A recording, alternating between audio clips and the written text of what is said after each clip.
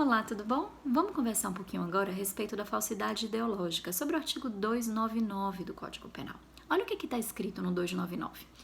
Omitir, em documento público ou particular, declaração que dele devia constar, ou nele inserir ou fazer inserir declaração falsa ou diversa da que devia ser escrita, com o fim de prejudicar direito, criar obrigação ou alterar a verdade sobre fato juridicamente relevante. O que é que eu tenho de diferente entre os artigos 297 e 298, que a gente já falou no vídeo anterior, para o artigo 299, o crime de falsidade ideológica? Verifiquem que lá a gente tinha uma falsidade material. O documento era formalmente falso. Aqui eu tenho uma falsidade ideológica, uma falsidade de conteúdo. O documento é verdadeiro, o conteúdo dele é falso. Ah, Rafaela, não entendi. Vamos pensar num exemplo. Vamos pensar que Cláudia, ela tá lá respondendo a um processo na Operação Lava Jato e por conta disso ela teve os bens dela bloqueados. Quando ela teve os bens dela bloqueados, o carro dela, que ela usa, tá bloqueado pela justiça. Então, ela não pode vender, ela não pode passar adiante, ela não pode doar, né? Ela tem que ser depositária daquele carro, ela não pode fazer mais nada com relação àquele carro até que haja o desbloqueio daquele carro.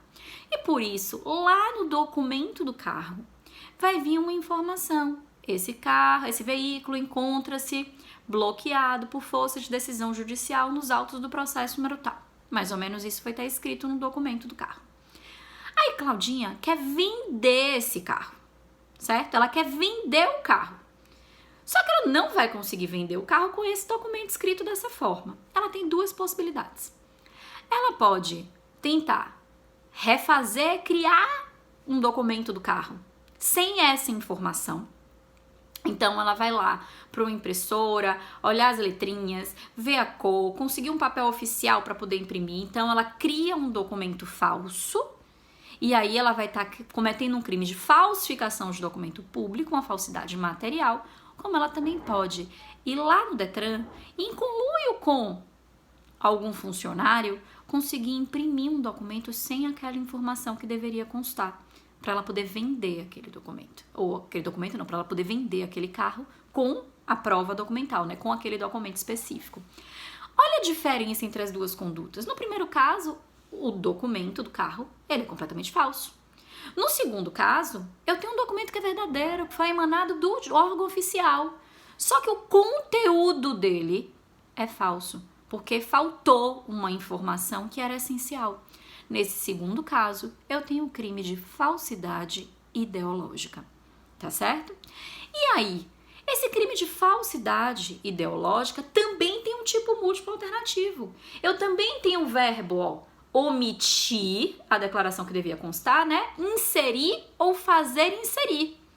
Significa dizer que eu tenho 3 verbos que são caracterizadores da falsidade ideológica. E o que eu tenho de interessante aqui? Presta atenção, já no meu tipo subjetivo, diferente do que acontecia nas falsidades materiais, eu tenho aqui uma situação de um elemento subjetivo especial. Eu não omiti por qualquer motivo. Eu não inseri por qualquer motivo. Eu não fiz inserir com qualquer finalidade. Eu omiti, eu inseri porque o tipo é claro, para prejudicar direito, criar obrigação ou alterar a verdade sobre um fato juridicamente relevante. Uma dessas 3 finalidades tem que estar caracterizada na situação concreta para poder haver a subsunção daquele fato ao tipo penal do artigo 299. No meu exemplo aqui relacionado a Claudinha, o que eu tenho? Eu tenho uma alteração de um fato, né? Que justifica aqui, que cria uma modificação da verdade sobre um fato juridicamente relevante.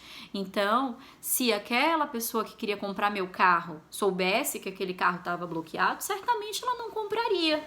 Então, eu fiz essa falsidade ideológica com o objetivo de conseguir vender o carro, alterando a verdade sobre esse fato juridicamente relevante. O fato do carro estar bloqueado. Tranquilos? Com relação à consumação e tentativa, eu também tenho aqui um crime formal, porque ele se consuma com essa inserção, com essa omissão, independentemente do uso desse documento. Tranquilos? E mais uma informaçãozinha importante aqui. Eu tenho aqui uma situação, né, no parágrafo único, que é uma causa de aumento de pena. Se o agente é funcionário público e comete o crime prevalecendo-se do cargo, ou se a falsificação ou alteração é de assentamento de registro civil, aumenta-se a pena da sexta parte. O que significa dizer isso? Que basta ser, né, uma falsificação sobre um assentamento de registro civil, ou basta ser cometido por funcionário público, né, prevalecendo-se desse cargo, que eu já tenho a causa majorante lá para a dosimetria da pena.